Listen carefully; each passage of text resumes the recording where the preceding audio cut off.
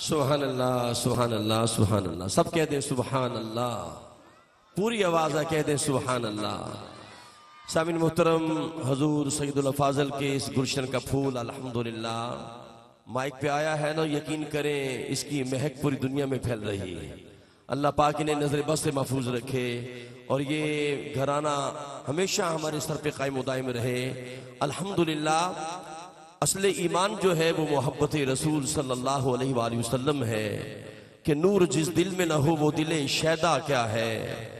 نور جس دل میں نہ ہو وہ دل شیدا کیا ہے. ہونا سینے میں مدینہ تو وہ سینہ کیا ہے. اگر دل میں آقا کی محبت نہیں ہے تو یقین کرے اعلیٰ حضرت فرماتے ہیں کہ وہ دل جو سینے میں دھڑکتا ہے وہ لوتھڑا ہے، گوشت کا ٹکڑا ہے. اگر اس کے اندر میرے آقا کی محبت ہے تو وہ دل ہے، کیونکہ نور جس دل میں نہ ہو وہ دل شیدا کیا ہے. ہونا سینے میں مدینہ تو وہ سینہ کیا ہے.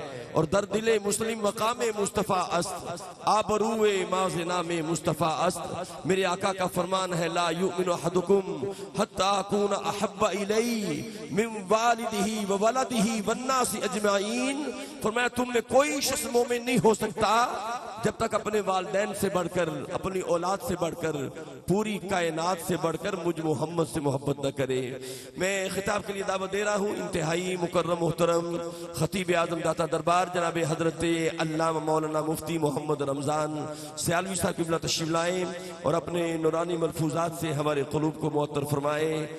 محبت سے استقبال کیجئے داتا دربار کے خطیب. الحمدللہ میرا ایمان ہے کہ اس منبر پر وہی بیٹھتا ہے جس کو میرے داتا حضور پسند فرماتے ہیں. نعرہ تکبیر، نعرہ رسالت، نعرہ رسالت.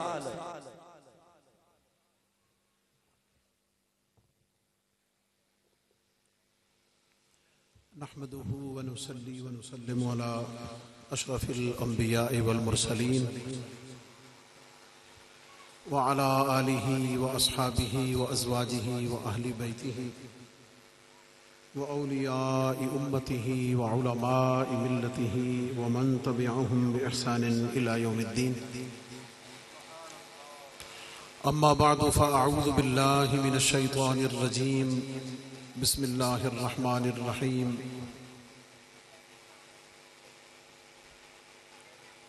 ألا إن أولياء الله لا خوف عليهم ولا هم يحزنون الذين آمنوا وكانوا يتقون.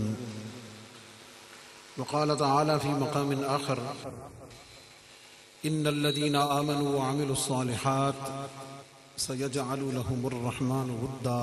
صدق الله العظيم. إن الله وملائكته يصلون على النبي يا أيها الذين آمنوا صلوا عليه وسلموا تسليما. اللهم صل على سيدنا ومولانا محمد وعلى آل سيدنا ومولانا محمد وأصحاب سيدنا ومولانا محمد وبارك وسلم عليهم. الصلاة والسلام عليك يا سيدي يا رسول الله وعلى آلك وأصحابك يا سيدي يا حبيب الله. الصلاة والسلام عليك يا خاتم النبيين وعلى آلك وأصحابك يا شفيع المذنبين. الصلاة والسلام عليك يا إمام الحرمين وعلى آلك وأصحابك يا جد الحسن والحسين. گنج بخش فیض عالم، مظہر نور خدا، ناقص آرا پیر کامل، کامل آرا رہنما.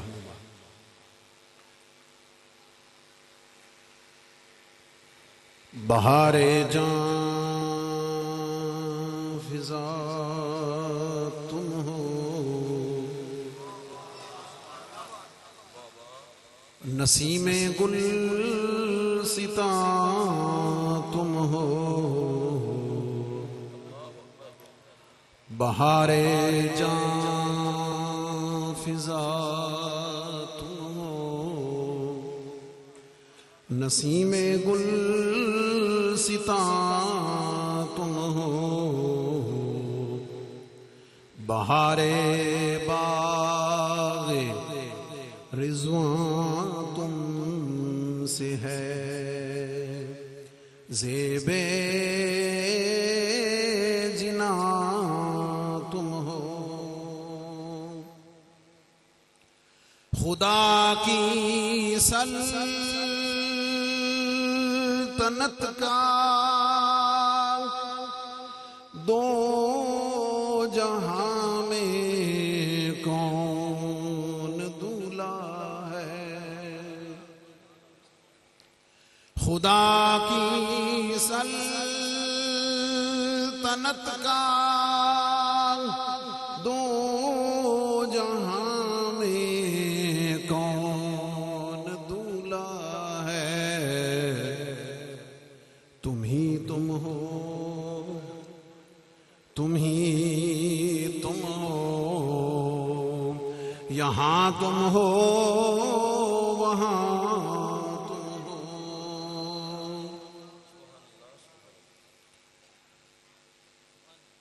کلام طویل ہے، وقت محدود ہے، میں اپنے لیے سعادت سمجھتے ہوئے اور سادات اعظام کی خصوصی روحانی توجہات کا ملتجی ہوتے ہوئے ایک دو باتیں عرض کرنے کی جسارت کرتا ہوں۔ یوں تو اہل علم عمومی طور پہ علم کو ہی باعث ناز سمجھتے ہیں، لیکن اگر اس علم کی نسبت کے ساتھ جب تک محبت، ادب اور اعلیٰ نسبت کا فیضان حاصل نہ ہو، وہ علم اس دودھ کی طرح ہے جسے ابھی جاگ نہیں لگی اور مکھن نہیں نکلا۔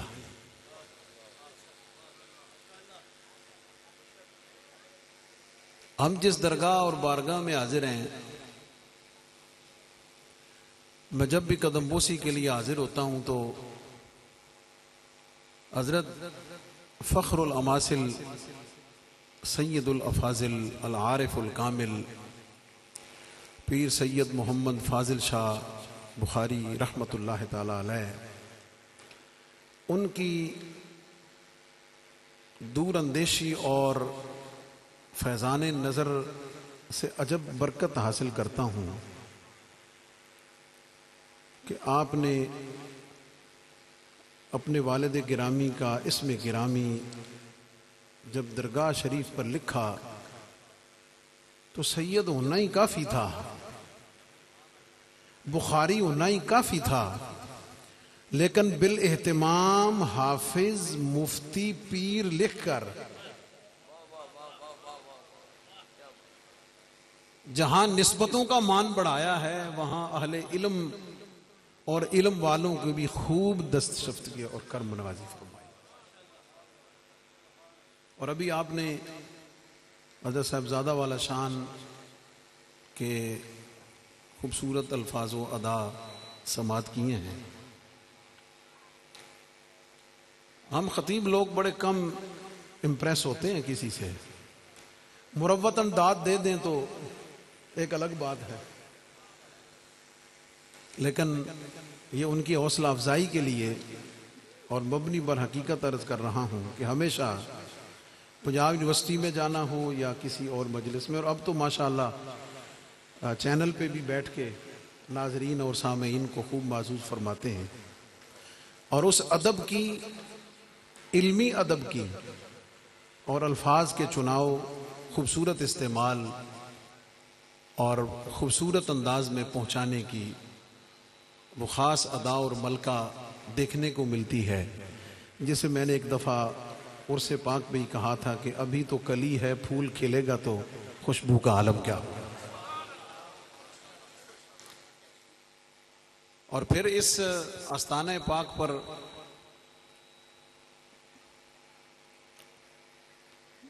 جو حضرت میاں شیر محمد شرک پوری رحمۃ اللہ تعالی علیہ اور پھر آپ کے سجادہ نشین پیکر محبت و اخلاص حضرت حافظ میاں محمد ابو بکر نقشبندی دامت برکاتہم العالیہ، ان کی جلوہ گری اور وہ جو نسبت ہے وہ آج کے دور میں افراط اور تفریط کو ختم کرنے کے لیے مشعل راہ اور نشان منزل ہے۔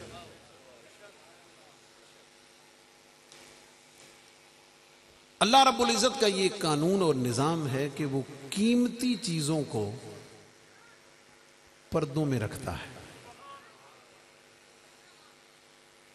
اور پردوں میں رکھنے کے بعد پھر جو متلاشیان حسن و جمال و حقیقت ہوتے ہیں انہیں پھر دعوت تلاش دیتا ہے، اور پھر انہیں اس بات کی طرف مائل کرتا ہے کہ قیمتی چیز مستور ہے، اب آؤ علم کے ساتھ، حکمت کے ساتھ، محبت کے ساتھ، ادب کے ساتھ، جستجو کے ساتھ، تحقیق کے ساتھ اور پوری تڑپ اور طلب کے ساتھ پھر آگے بڑھو، اور جس میں جتنی ہمت، عشق اور محبت ہوتی ہے وہ اپنی اس ہمت کے مطابق پھر اس قرب کے سفر کو طے کرتے ہوئے نشان منزل تک جا پہنچتا ہے۔ اور ان حالوں کا اور ان پردوں کی ایک حکمت یہ بھی ہے کہ اللہ رب العزت اس قیمتی چیز کو شر اشرار سے محفوظ بھی رکھنا چاہتا ہے۔ اس تمہیدی گفتگو کے بعد اس پر کچھ شواہد عرض کرتا ہوں۔ مقصود و مدعا تو فرض ہے جو عرفان ربانی تک پہنچنے کا ذریعہ اور وسیلہ ہے، اصل مقصود فرض ہے، لیکن اس سے پہلے سنتیں رکھی ہیں، پھر نفل بھی رکھے ہیں، اور شروع کرنے سے پہلے طہارت بھی رکھی ہے۔ یہ سب پڑاؤ ہیں، یہ سب پردے ہیں، یہ سب منازل ہیں، اور یہ بتایا ہے کہ مقصود عرفان ربانی ہے، وسیلہ نماز ہے، بنیاد اس کی فرض ہے، لیکن اپنے آپ کو اگر تیار کرنا ہے تو پہلے طہارت سے شروع کرو، پھر ذرا نوافل سے سنتوں تک پہنچو۔ جب سنتوں تک پہنچیں گے تو پھر فرائض کے جلووں تک پہنچنا تمہیں آسان ہو جائے گا۔ پھیلائے بغیر مقصود تو خدا کی محبت ہے، مقصود تو اللہ کی محبت ہے، لیکن حکم ہوتا ہے نہیں، اس سے پہلے پردہ اور حجاب میرے محبوب کی محبت کا ہے، اس سے پہلے حالہ میری اہل بیت کی محبت کا ہے، اس سے پہلے حالہ میری صحابہ کی محبت کا ہے، اس سے پہلے حالہ اولیاء کی محبت کا ہے، صلحاء کی محبت کا ہے۔ شروع کرنا ہو اولیاء صلحاء کی محبت سے شروع کرو، وہ تمہیں لے کر جائے گی صحابہ کی محبت تک، وہ تمہیں لے کے جائے گی اہل بیت کی محبت تک، یہ ساری محبتیں تمہیں لے کر جائیں گی نبی پاک کی محبت تک، پھر وہ تمہیں سب لے کر جائیں گی خدا کی محبت۔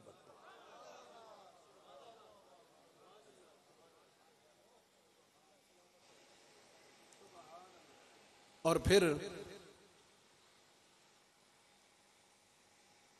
فقہاء علماء نے یہ لکھا ہے کہ جو نفل نہیں چھوڑتا وہ فرض کیسے چھوڑے گا؟ جو نفل نہیں چھوڑتا وہ فرض کیسے چھوڑے گا؟ جو اولیاء کی بے ادبی نہیں کرتا وہ اہل بیت کی گستاخی کیسے کرے گا؟ ان کی شان میں کوئی ہلکی بات کیسے کرے گا؟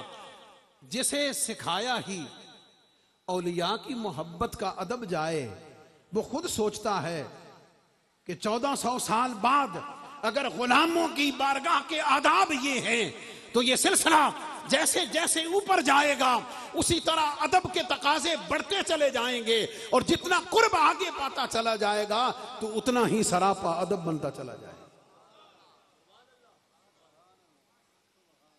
اور یہ بھی سب پر ظاہر ہے، شیطان جسے بے نمازی کرنا چاہے اس کی نظروں سے پہلے نفل کی اہمیت کو کم کرتا ہے.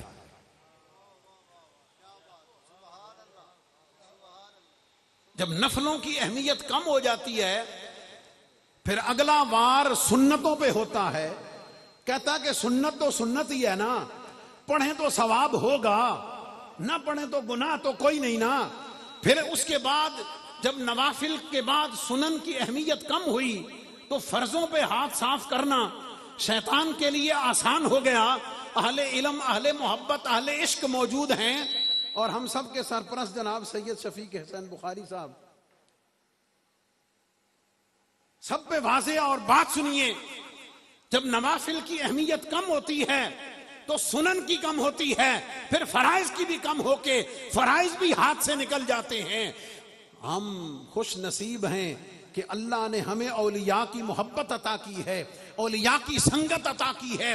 شیطان جسے گستاخ رسول کرنا چاہتا ہے وہ یکدم نہیں کرتا ہے، پہلے گستاخ اولیاء کرتا ہے، پھر گستاخ صحابہ ہو اہل بیت کرتا ہے. جب وہ پہلی دیوار گری دوسرے تک جا پہنچا، جب وہ دیوار گرتی ہے پھر گستاخ مصطفیٰ ہوتا ہے. جب اس بارگاہ تک جا کے گستاخ ہو جاتا ہے تو پھر دونوں جہانوں میں بیڑا غرق ہو جاتا ہے. یہ وہ حالے ہیں، یہ وہ دیواریں ہیں، یہ وہ رکاوٹیں ہیں، یہ وہ آداب ہیں، یہ وہ پردے ہیں. اور اس کی طرف اشارہ نبی پاک علیہ السلام نے خود دیا. بخاری مسلم شریف کی حدیث پاک میں حضور علیہ السلام فرماتے ہیں کہ اللہ رب العزت کی کچھ حرام کردہ چیزیں ہیں، مفہوم حدیث ہے، ان کے قریب مت جاؤ. اور مثال دے کے سمجھایا کہ جب چرواہا بکریاں چراتا ہے تو ممنوع چراگاہ جو ہوتی ہے جہاں پہ بارڈر لائن ہوتا ہے، عقل مند چرواہا اپنی بکریوں کو اس بارڈر کے قریب بھی نہیں لے کے جاتا، دور رکھتا ہے کہ کہیں بے دہانی میں کوئی جانور اندر منہ نہ مار لے. نبی پاک علیہ السلام کی حدیث پاک کیا بتاتی ہے کہ اصل مقصود اللہ کی شان، اللہ کی محبت ہے. ذریعہ و وسیلہ جلیلہ نبی پاک علیہ السلام کی محبت ہے. اس سے پہلے حالہ اہل بیت و صحابہ کی محبت کا ہے، اس کے بعد حالہ اولیاء کی محبت کا ہے، صلحاء کی محبت کا ہے، اتقیاء کی محبت کا ہے اور علماء کی محبت کا ہے. جو ان بارگاہوں کا ادب سیکھ جاتا ہے وہ ان بارگاہوں کے صدقے سے اوپر تک پوری لائن کا ادب سیکھ جاتا ہے.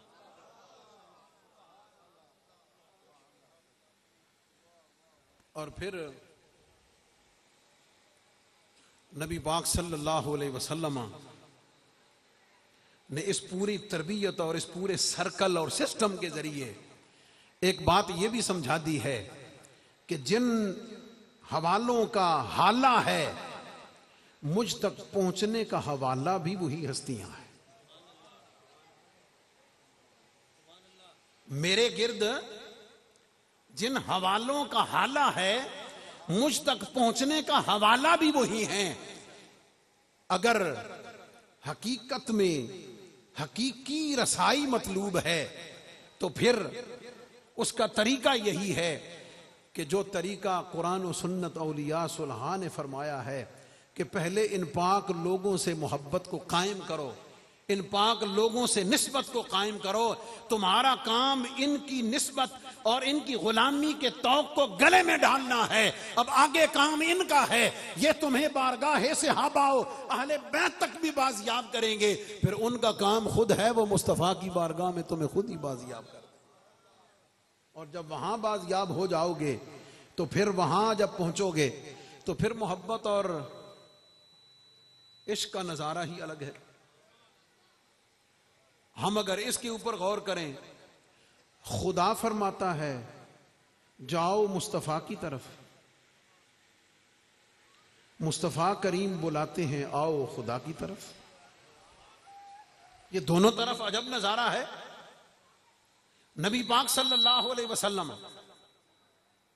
امت کو نماز عطا کی، اللہ کے حکم کے مطابق اسلوب سکھایا، طریقہ تعلیم فرمایا.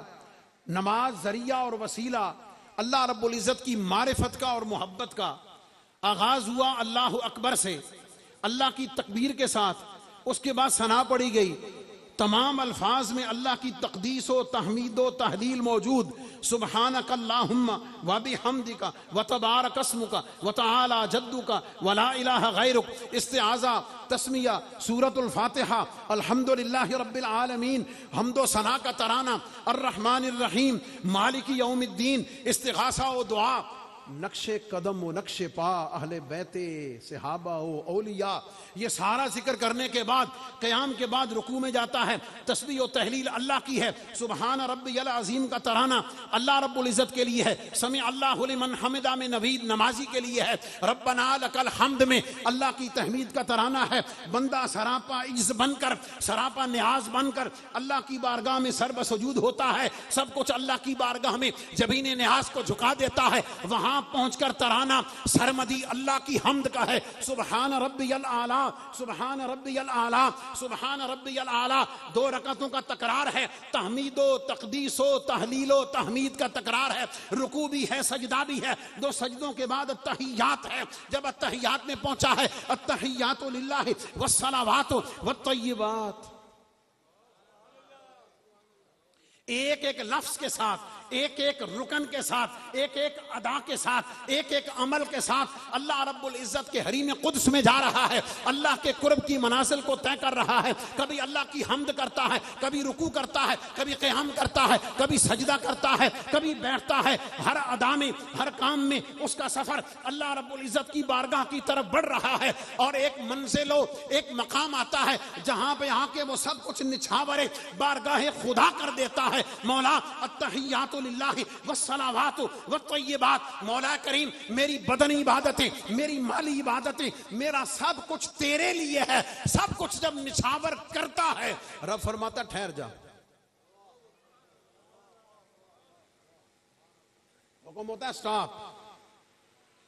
مولا سفر شروع کیا طہارت سے، رکوع و سجود کی منازل طے کرتے ہوئے، تیری بارگاہ کی طرف اس معراج کو طے کرتے ہوئے، تیری بارگاہ میں آ کر اس معراج کا، تیری بارگاہ کے قرب کا کلائمیکس یہ ہے کہ مولا میں نے سب کچھ تیری بارگاہ میں نچھاور کر دیا ہے. تیری بارگاہ سے حکم ہے ٹھہر جا. فرمایا حکم کیا ہوتا ہے؟ فرماتا ٹھہر جا. پہلے آگے بڑھنے سے پہلے کہنا السلام علیکم ایھا النبی. کہنا ذرا. مولا بارگاہ تیری، نماز تیری، عبادت تیری، رکوع تیرا، سجدہ تیرا، تعظیم تیری، تکریم تیری، تقدیس تیری، تحلیل تیری. مولا سب کچھ تیرے لیے. سٹاپ کر کے خالصتاً یو ٹرن مروایا ہے. کہ السلام علیکم ایھا النبی. مولا یہ کیا بات ہے؟ کیا راز ہے؟ جب تو ہی تو ہے، جب تو ہی تو ہے، سب کچھ تیرے لیے ہے، تو السلام علیکم ایھا النبی. رک کر توجہ دلائی، کہا کہ کیا السلام علیکم ایھا النبی ورحمت اللہ وبرکاتہ. مولا راز کیا ہے؟ مولا حکمت کیا ہے؟ یہ اس خاص مقام پہ آ کے روک کر میری ساری توجہات کو، میری ساری محبتوں کو، میری ساری نیاز مندیوں کو، میری ساری عشق و محبت کو تو نے ڈائیورٹ کر دیا ہے بارگاہ مصطفیٰ کی طرف. مولا راز کیا ہے؟ فرمائے بندے تجھے کیا پتا نماز کیا ہوتی ہے؟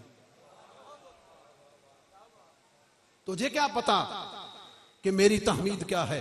تجھے کیا پتا میری تقدیس کیا ہے؟ تجھے کیا پتا میری تحلیل کیا ہے؟ تجھے کیا پتا رکوع کسے کہتے ہیں؟ تجھے کیا پتا سجدہ کسے کہتے ہیں؟ تجھے کیا پتا معراج کسے کہتے ہیں؟ تجھے کیا پتا میرا قرب کسے کہتے ہیں؟ تجھے کیا پتا میرے قرب کی منازل اور اس کا لطف کیسا ہے؟ تجھے کیا پتا میرے قریب آنے پہ انوار و تجلیات کا نزول کیسا ہے؟ تجھے کیسے پتا؟ بھول گیا ہے؟ یہ رستہ دکھایا کس نے ہے؟ بھول گیا ہے؟ یہ رستہ بتایا کس نے ہے؟ بھول گیا ہے؟ یہ رستہ بتایا کس نے ہے؟ پلٹ جا، واپس رک کے اس میرے محبوب کی بارگاہ میں سلام نیاز پیش کر. السلام علیکم ایھا النبی. کہ مولا وجہ کیا ہے؟ فرمایا ایک تو یہ دیکھ، یہ بتایا کس نے؟ ذرا یہ بھی تو سوچ کہ وہ رات، وہ شب معراج جب میرا محبوب تمام منازل کو طے کرتے ہوئے، مختصر کرتے ہوئے حریم قدس حرم काबा से उठा, मस्जिद अक्सा में आया, सातों आसमानों को उबूर किया, सिदरतुल मुंतहा से आगे गुजरा, जिब्रील को नीचे छोड़ा, मकीनो मकां को रास्ते में रखते हुए छोड़ते हुए सारा कुछ छोड़कर जब मेरा महबूब मेरी बारगाह में पहुंचा था तो मेरी बारगाह में पहुंचने के बाद कुछ याद नहीं रहता है, सब कुछ भूल जाता है, सब कुछ फरामोश हो जाता है। ओए उम्मती, तू भूल गया है, जहां मेरी बारगाह में आकर कुछ याद नहीं रहता वहां मेरे महबूब ने तुझे याद नहीं रखा, मेरे महबूब ने तुझे याद नहीं रखा।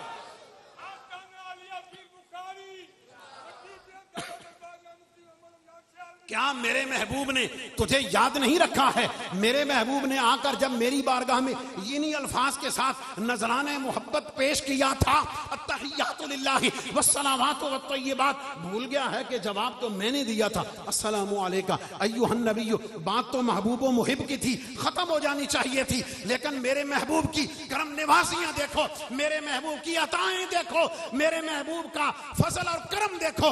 उसने उस मोहब्बत और नाज के उस मकाम पर, मकाम काबा कौसैन और अदना की मंजिल पे आकर भी उसने कहा है व अला इबादिल्लाहि सालिहीन। तो फिर जब उसने जलवे जात देखकर, कुर्बे जात पाकर, महबूबे खुदा होकर, मुस्तफा होकर जब इस मंजिल पे आकर उसने मेरे इतने करीब आकर तुम्हें फरामोश नहीं किया है, तुम कौन होते हो, उसकी नकल करते हुए, उसके मुताबिक अमल करते हुए और उस तरह तय करते हुए मेरी बारगाह में आने वाले, जब तक मेरी बारगाह में बाजियाब होने से पहले मेरे महबूब की बारगाह में नजराने सलाम पेश नहीं करोगे, मैं तुम्हें इज़्ने बाजियाबी अता कर सकता ही नहीं। इसलिए कहो अस्सलामु अलैका अय्युहन नबिय्यु। और फिर तवज्जो तलब सारे अहले इल्म, अहले नज़र, अहले मोहब्बत, अहले इश्क मौजूद हैं। और आज मेरा थोड़ा वो वफूर मोहब्बत शायद इसलिए भी फरोज़ां भी है और शायद उसमें कुछ लुत्फ़ के मनाजिर कुछ और भी हैं कि मैं बेचैन हूँ, बेकरार हूँ वाली ये दो जहां की बारगाह में हाजिरी के लिए। शायद उस वजह से भी कुछ सुनिए। कहते हैं, कहने वाले बाज कहते हैं कि जनाब ये हिकायतन है, ये हिकायतन है, हम इसलिए कहते हैं अस्सलामु अलैका खिताब के सीगे के साथ।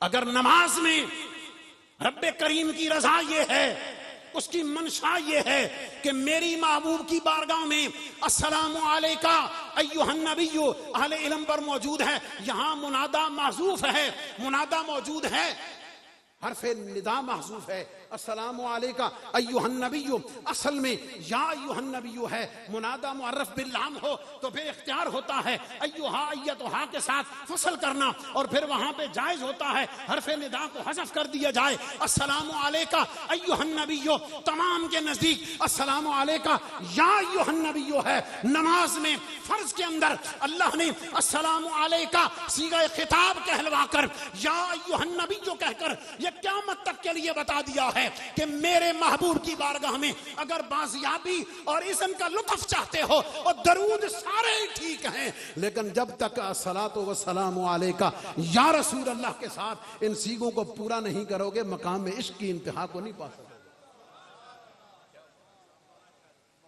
और फिर सलाम का अदब क्या है? सलाम का अदब यह है जिसको सलाम करें वो सुन भी रहा हो, सलाम करने वाले को पता हो कि ये जवाब देने पर कादिर है, सलाम देने वाले को पता हो कि इसकी तवज्जो भी मेरी तरफ है, तब सलाम किया जाता है। सुन भी रहा हो, जवाब दे सकता हो, जवाब देने पे कादिर भी हो, जवाब देने वाले की तवज्जो भी सलाम करने वाले की तरफ हो। और नमाज जैसा अहम्मुल फराइज हमें यह बता रहा है कि जब तू नमाज में सलाम बारगाह मुस्तफा करता है, वो सुनते भी हैं, वो तवज्जो भी रखते हैं, जवाब भी देते हैं। शेख मुहक्किक عبدالحق محدث دہلوی رحمت اللہ تعالیٰ علیہ، آپ نے تو بالکل صراحتاً فرما دیا. آپ فرماتے ہیں نماز کے اندر جب اس مقام پہ پہنچے تو پھر محبوب علیہ السلام کی ذات کو در قلب خود موجود و حاضر جان نبی پاک علیہ السلام کی ذات کو اپنے دل میں اپنے قلب کے اندر موجود جان اور پوری توجہ کر کے کہ السلام علیکم ایھا النبی. اب مقام ناز ہے، مقام نیاز ہے، کہتے ہیں جناب حکایتن ہے. چونکہ معراج کی شب یہ مکالمہ ہوا ہے اس لیے ہم حکایتن بیان کرتے ہیں، حکایتن اس کو پڑھ دیتے ہیں. میرا علمی محبت والا سوال ہے، سوال یہ ہے کہ تمہاری پوری نماز حکایتن ہے یا انشاءن ہے؟ تمہاری پوری نماز انشاءن ہے یا حکایتن ہے؟ ذرا سوکھا کر دیں. انشاءن کا مطلب یہ ہے کہ جناب یہ ہماری طرف سے، خاص ہماری طرف سے ہے، ہمارا اس میں پورا حصہ ہے، ہماری پوری اس کے اندر توجہ ہے، ہماری پوری اس کے اندر انوالومنٹ ہے، ہماری فیلنگز، ہماری تمام توجہات اس کے ساتھ شامل ہیں. یہ فعل کنسیڈر کیا جائے گا ہماری طرف سے، اس کا ثواب بھی ہمیں ملے گا. یہ فرض ہمارے اوپر ہے، یہ ساقط بھی ہمارے اوپر سے ہوگا. یہ انشاءن ہے. حکایتن یہ ہے کہ کسی اور کیتی سی اسامی کر چھڑی، ہمارا اس میں کوئی عمل دخل نہیں ہے. سوال یہ ہے کہ پوری نماز جو تو نے وضو کیا ہے، جو تو مسجد میں آیا ہے، تو جماعت میں آیا ہے، تو نے اللہ اکبر کے ساتھ نماز کو شروع کیا ہے، ثنا پڑھنے کے بعد یہ پورا فرض جسے تو نے فرض عین سمجھ کر تو ادا کر رہا ہے، یہ پوری کی پوری انشاءن ہے یا حکایتن ہے؟ اگر تیری پوری نماز حکایتن ہے تو فرض ساقط کو نہ ہویا، تیرے ذمہ اب بھی موجود رہا.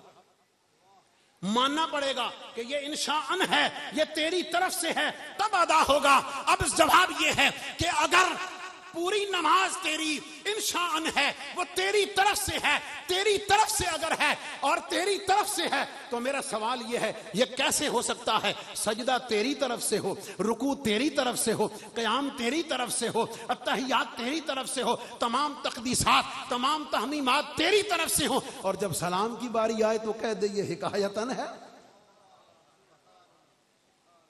دو رنگی چھوڑ دے، یک رنگ ہو جا. دو رنگی چھوڑ دے، یک رنگ ہو جا. سراپا موم یا سراپا سنگ ہو جا. یہ منافقت چھوڑنی ہوگی اور محبت و عشق کے حقیقی اسالیب کو اپنانا ہوگا. وہ محبت و عشق کے حقیقی اسالیب کیا ہیں کہ آ جا پھر بارگاہ مصطفیٰ میں، پھر آ جا ان بارگاہوں میں جنہوں نے اپنے آپ کو بازیاب کیا ہے بارگاہ مصطفیٰ میں، جن کا حوالہ حضور کی محبت ہے، جن کا حوالہ نبی پاک علیہ السلام کا عشق ہے. اور میں تو بڑی سادی سی بات کرتا ہوں، آیت تطہیر کو جب میں پڑھتا ہوں نا، نذرانہ محبت پیش کرتے ہوئے اجازت چاہتا ہوں. انما حسر کے لیے ہے، انما یرید اللہ میں حسر کے لیے ہے. انما لیذھب عنکم الرجس، اہل علم توجہ فرمائیں خصوصی. انکم جار مجرور مقدم ہے، رجس مفعول بھی مؤخر ہے. اللہ رب العزت نے مفعول بھی سے متعلق کو مقدم کیا ہوا ہے، اور پھر مفعول بھی بنانے کے بعد پھر جو یہ اسلوب اللہ نے اختیار کیا ہے، انما یرید اللہ لیذھب عنکم الرجس، اس کے اندر تخصیص اور اختصاص اور اہتمام یہ ہے کہ سن لو طہارتوں کا دعویٰ کرنے والے بے شمار پیدا ہوں گے، لیکن رب کی بارگاہ سے طہارت اگر عطا ہوئی ہے تو اہل بیت اطہار کو عطا ہوئی ہے. اور اس کی تفسیر میرے داتا علی حجویری نے بیان فرمائی ہے اہل بیت کے باب میں. آپ فرماتے ہیں یہ وہ ہستیاں ہیں کہ طہارت ازلی ان کے لیے مخصوص ہے. اور آپ نے جو فرمایا نا کہ لیذھب عنکم الرجس، رجس کا معنی ہے گناہ، گندگی، پاکیزگی، کوئی بھی غیر مناسب چیز، تمام کو یہ شامل ہے. اللہ رب العزت کا اعلان یہ ہے کہ رب کا ارادہ ہے، رب کا ارادہ ہے. تو اللہ دا حکم یہ ہے کہ انما امرہ اذا اراد شیئا ان یقول لہ کن فیکون. یہ رب کے ارادے کی قوت ہے، جب وہ ارادہ فرما لے پھر کو روک ٹال نہیں سکتا. اللہ کا فیصلہ یہ ہے یذھب عنکم الرجس اہل البیت، اے اہل بیت اطہار، اللہ نے پکا ارادہ کر کے اس بات کو پکا کر دیا ہے کہ رجس کو تمہارے قریب نہیں آنے دینا. اچھا بات تو اتنی کافی تھی نا، فیصلہ ہو گیا کہ رجس تم سے دور ہے. اللہ اکبر. احتمال محمل ہونے کا بھی ہے نا. اللہ رب العزت نے قرآن میں فرمایا کہ جو اللہ کے رستے میں شہید کر دیے جائیں وَلَا تَقُولُوا لِمَن يُقْتَلُ فِي سَبِيلِ اللَّهِ اموات، ان کو مردہ نہیں کہنا. غلطی پوری ہو گئی لیکن ان کو کہہ سکتا اچھا پھر ہو سکتا ستے ہوں، ہو سکتا ہے کہ سو رہے ہوں. نہ فرمایا نہ، اگلا احتمال بھی سن لو. اگر وہ ان کو مردہ نہیں نہ کہنا تو ستیاں نہیں سمجھنا، یہ بھی ساتھ سن لو. بل احیاء،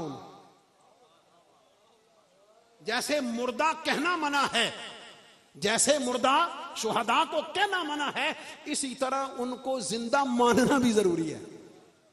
دونوں چیزیں ساتھ. یہی اسلوب یہاں ہے. لِيُذْهِبَ عَنْكُمُ الرِّجْسَ أَهْلَ الْبَيْتِ.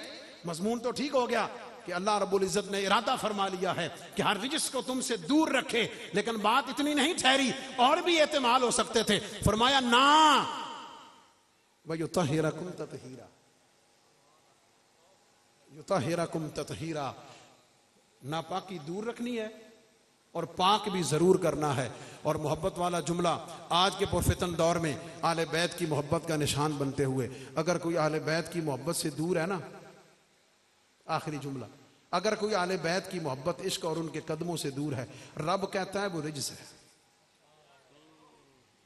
رب کہہ رہا ہے وہ رجس ہے، اس لیے کہ وہ پاک ہیں. ان اللہ طیب لا یقبل الا طیبا. اللہ پاک ہے، پاک قبول کردہ. آل بیت بھی پاک نے، انہاں دے قدماں نال جڑن والے بھی پاک نے. جڑا دور ہے نا وہ کسی اور نو کچھ نہ کہے، اپنے گریبان جھانک کے رب کو معافی مانگ کے نا، تے کس وجہ تو اگر وہ ہے نا، پھر دلیل اس بات کی ہے کہ رجس تیرے اندر ہے، رجس تیرے اندر ہے، اس کو دور کرنے کی کوشش کر.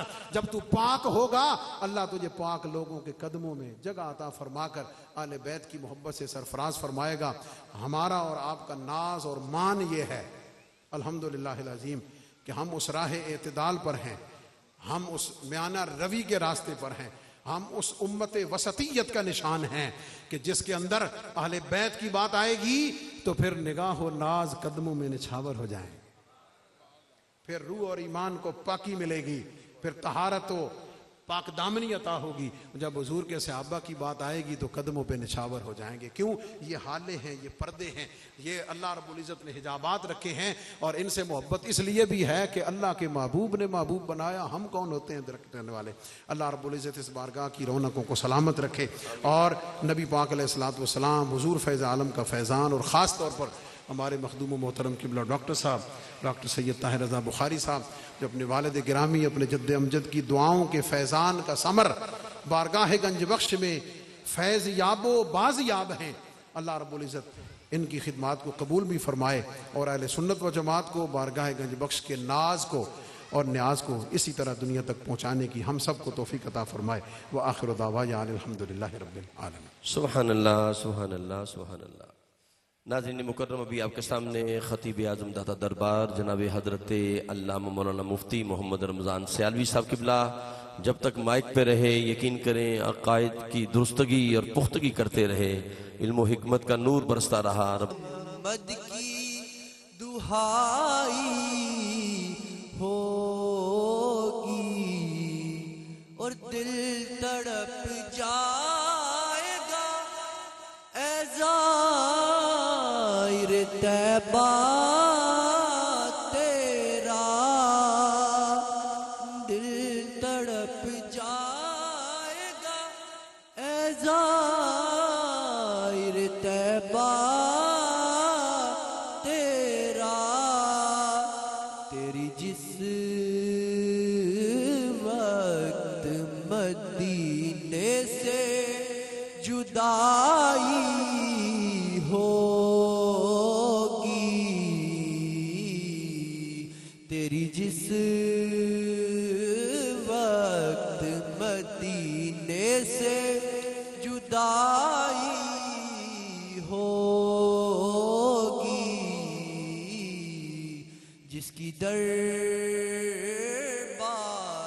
محمد میں رسائی ہوگی. تجھ سے پوچھا نہ نکیروں نے ظہوری کچھ بھی تجھ سے پوچھا نہ، نکیروں نے ظہوری کچھ بھی، قبر میں نعت نبی تو نے سنائی ہوگی، قبر میں نعت نبی تو نے سنائی ہوگی، جس کی دربار محمد میں رسائی ہوگی، اس کی قسمت پہ فدا ساری خدائی ہوگی۔